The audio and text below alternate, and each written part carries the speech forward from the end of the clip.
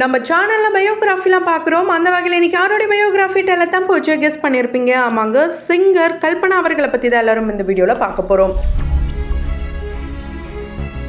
இவங்களை பற்றி பார்க்குறதுக்கு முன்னாடி இது வரைக்கும் யாரெல்லாம் நம்ம சினி சமூகம் சேனலை சப்ஸ்கிரைப் பண்ணலையோ அவங்க எல்லாரும் மறக்காமல் சப்ஸ்கிரைப் பண்ணிட்டு பக்கத்தில் இருக்க பெல் ஐக்கானையும் மறக்காமல் ப்ரெஸ் பண்ணிடுங்க. சிங்கர் கல்பனா அவர்களை நமக்கு ரொம்ப நல்லாவே தெரியும். ஒரு பாடகியாக தெரியறதுக்கு முன்னாடி அவங்கள ஒரு ஜட்ஜாக தான் நம்ம எல்லார் மனசுலையும் இடம் பிடிச்சாங்கன்னு சொல்லலாம். ஏன்னா சூப்பர் சிங்கர் ஜூனியராக இருக்கட்டும் சீனியராக இருக்கட்டும் இதில் சமீப காலமாக அவங்களும் ஒன் ஆஃப் த ஜட்ஜாக இருந்துட்டு வந்தாங்க. அது மூலயமா தான் இவங்க சிங்கர்ன்ட்டே பல பேருக்கும் தெரிய வந்தது. குறிப்பாக இவங்க எஸ்பிபி அவர்களுடைய மகள், சரண் அவர்களுடைய சிஸ்டர் இப்படிலாம் கூட சொல்லப்பட்டது. ஆனா அவங்க வேற இவங்க வேற.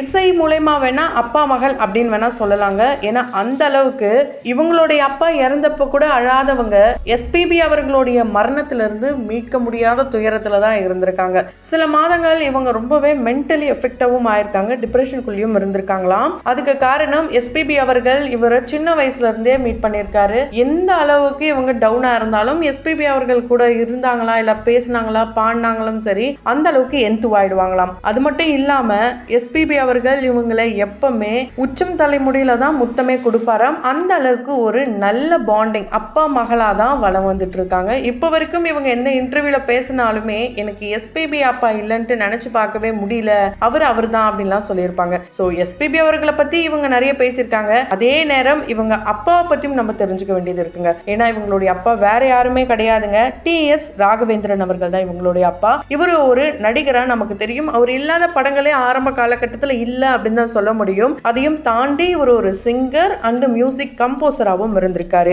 இவருடைய ரியல் நேம் பாத்தீங்கன்னா விஜயரமணி. இவரு இந்த பேரை வச்சே சில படங்கள்ல மியூசிக் கம்போசரா இருந்திருக்காரு. அதுக்கப்புறம் தான் இவருடைய பேரே மாறி இருக்கு. இவங்களுடைய அம்மா மேடை கச்சேரிகள்லாம் பண்றவங்க தான். சுலக்ஷனா தான் இவங்களுடைய அம்மா. ஸோ இப்படி ஒரு அழகான இசை குடும்பத்தில் பிறந்தவங்க தான் கல்பனா அவர்கள். மே மாதத்துல தான் பிறந்திருக்காங்க.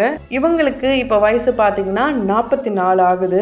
சின்ன வயசுல இருந்து இசையை கேட்டு வளர்ந்ததுனால இவங்களுக்கு 5 வயசுல இருந்தே இசை ஞானம் வந்துருச்சுன்னு சொல்லலாம். ஏன்னா அப்பல இருந்தே சினிமாலையும் இவங்க பாடியிருக்காங்க. இவங்க வெள்ளித்திரையில ஃபர்ஸ்ட் யாருக்கு பாடியிருக்காங்கன்னு பாத்தீங்கன்னா ஒரு சின்ன பையனுக்கு பாடியிருக்காங்க. யாரோட இசையிலனா இசைஞானி இளையராஜா அவர்களோட இசையில தான் இவங்க ஃபர்ஸ்ட் டைமா பாடியிருக்காங்க. ஸோ இவங்களுடைய ஃபர்ஸ்ட் பாடல் போடா போடா புண்ணாக்கு போடாத தப்பு கணக்கு. இந்த பாடலை ரொம்ப கியூட்டா சின்ன பாப்பா வாய்ஸ்ல பாடியிருப்பாங்க. என் ராசாவின் மனசிலே அப்படின்ற படத்துல இவங்க 5 வயசுக்கு முன்னாடியே ஃபர்ஸ்ட் மலையாள படங்கள்ல சைல்டு ஆர்டிஸ்டா நடிச்சிருக்காங்க. அதை தொடர்ந்து தெலுங்கு, தமிழ் இது போல சில படங்கள்ல இவங்க சைல்டு ஆர்டிஸ்டாவும் நடிச்சிருக்காங்க. குறிப்பா தமிழ் எடுத்துக்கிட்டோம் அப்படின்னா ஒரு முக்கியமான படத்துல இவங்க நடிச்சிருக்காங்க, புன்னகை மன்னன். இந்த படத்துல வாக்கிங் ஸ்டிக் இந்த ஒரு சீன்ல தான் இவங்க நடிச்சிருப்பாங்க. இதே படத்தை தான் டான்ஸ் மாஸ்டர் அப்படின்ட்டு தெலுங்குல டப் பண்ணியிருப்பாங்க. அதுல எஸ்பிபி அவர்கள் தான் கமல் சாருக்கு வாய்ஸும் கொடுத்திருப்பாரு. அடுத்த வீடு, ஆண் பாவம் இது போல படங்கள் நடிச்சிருக்காங்க. இந்த ஆண் பாவம் படத்துல மாப்பிள்ளை பிடிச்சிருக்குன்ட்டு கியூட்டா ஜன்னல் கிட்ட இருந்து சொல்ற பொண்ணே இவங்க தாங்க. இவங்க சின்ன வயசுல ஃபர்ஸ்ட் ஒரு சைல்டு ஆர்டிஸ்டா நடிச்சுட்டு பாடிட்டே இருக்கும் போது இவங்க அடுத்தடுத்து படிப்புல கான்சென்ட்ரேட் பண்ண ஆரம்பிச்சிருக்காங்க. எம்சிஏ படிச்சு முடிச்சிருக்காங்க.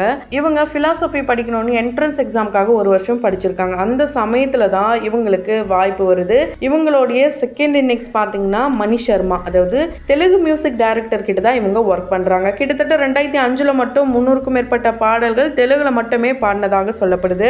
அதே டைரக்டர் தான் தமிழ்ல அவருடைய முதல் படமான நரசிம்மா. இந்த படத்துல இவங்களுடைய முதல் பாடல் கேட்டீங்கன்னா லாலா நந்த லாலா வா வா வா. இந்த பாடல் தான் இவங்களுடைய தமிழ் முதல் பாடல். ஸோ இது இவங்களுடைய செகண்ட் இன்னிங்ஸ். அதை தொடர்ந்து கம்பீரம் படத்துல ஒரு சின்ன வெண்ணிலா போலே நான் வானில் பறக்கிறேன் மேலே, மாயாவி படத்திலிருந்து கடவுள் தந்த அழகிய வாழ்வு, உலகம் முழுதும் அவனது வீடு, கண்கள் மூடியே வாழ்த்து பாடு.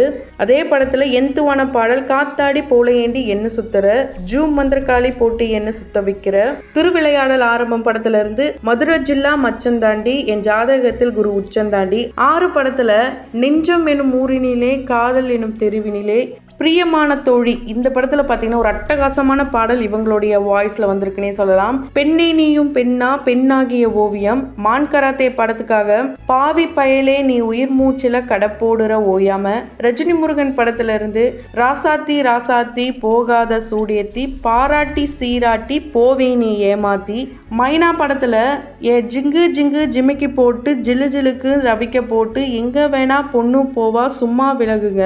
இப்போ மழை சீசன் வந்தாலே போதும் இந்த ஒரு பாடலை ரசிக்காதவங்க யாருமே இருக்க முடியாது. நிறைய ஸ்டேட்டஸ்லயும் இந்த பாடலை நம்ம பார்க்கலாம். நீ வரும்போது நான் நினைவேனா இந்த பாடல் நிறைய பேருக்கு ரொம்பவே பிடிச்ச பாடல்னு சொல்லலாம். அந்த வகையில் உங்களுக்கு ரொம்ப பிடிச்ச பாடல் இதுல எந்த பாடலோ அதை கமெண்ட் பாக்ஸ்ல மறக்காம கமெண்ட் பண்ணுங்க.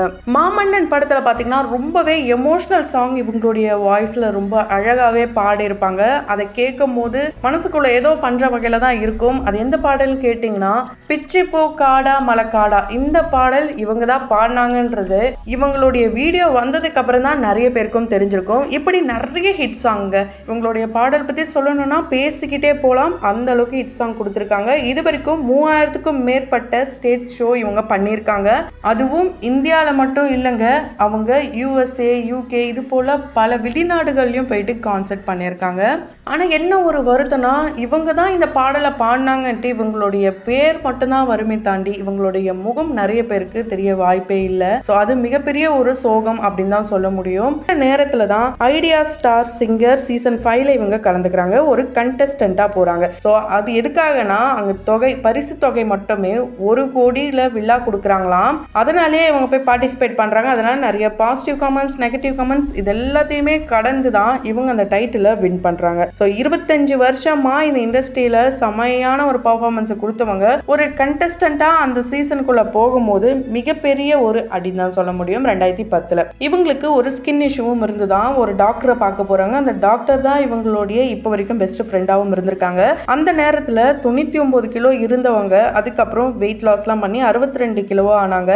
ETVல சுராபிஷேகம் அப்படின்ற ஷோலையும் சரி, மா டிவில சூப்பர் சிங்கர் சீசன் 9ல டீம் லீடரா போயிட்டு வின் பண்றாங்க.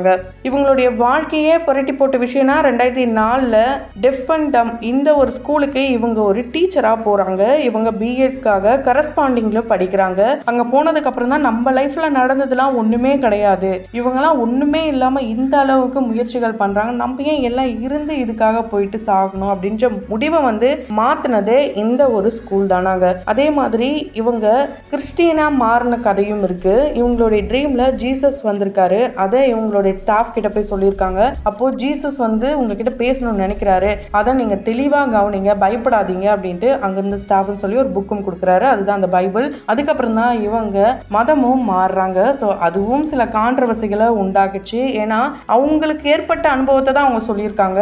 அதையே எல்லாருமே ஒரு பக்கம் விமர்சனங்களுக்கு உள்ளாக்கிட்டாங்கன்னு தான் சொல்ல முடியும். ஸோ நிறைய ஷோஸ்க்கு இவங்க பார்த்தீங்கன்னா ஜட்ஜஸாக மட்டும் இல்லாமல் பிக் பாஸ் சீசன் 1 தெலுங்குல இவங்க பார்ட்டிசிபேட் பண்ணியிருக்காங்க. அந்த சீசனில் ஒரு சில கான்ட்ரவர்சிக்கும் உள்ளானாங்க, ஹேர் கட் பண்ணிட்டாங்க. இவங்க ரொம்ப ரொம்ப போல்டான அண்ட் மல்டி டேலண்டட் பர்சன் தான் சொல்ல முடியும். ஒருத்தங்க பாடலை எடுத்து அதை ரொம்ப அழகாகவே இவங்க பாடுவாங்க. அது ஆண் பாடல் பெண் பாடல் எதையுமே பார்க்க மாட்டாங்க, பாட்டா மட்டுமே உள்வாங்கி செம்மையாக பாடுவாங்க. வாழ்க்கை அப்படின்னா போராட்டங்களும் பிரச்சனைகளையும் எதிர்கொண்டு வாழ்றது அதுதான் அப்படின்றத ஒரு உள் வருத்தமாகவே கொண்டு தான் இவங்க வாழ்ந்துட்டு வந்தாங்க. அப்படிக்கும் இவங்களை பற்றி நான் இப்போ தான் இவ்வளோ தெரிஞ்சுக்கிட்டேன்ட்டு யாரெல்லாம் சொல்கிறீங்களோ அவங்க கமெண்ட் பாக்ஸில் மறக்காமல் கமெண்ட் பண்ணுங்கள். தொடர்ந்து பயோகிராஃபியில் பார்க்கணும்னு நினச்சிங்கன்னா உடனே நம்ம சினி சமூகம் சேனலை சப்ஸ்கிரைப் பண்ணிவிட்டு பக்கத்தில் இருக்க பெல் ஐக்கானையும் ப்ரெஸ் பண்ணிவிடுங்க.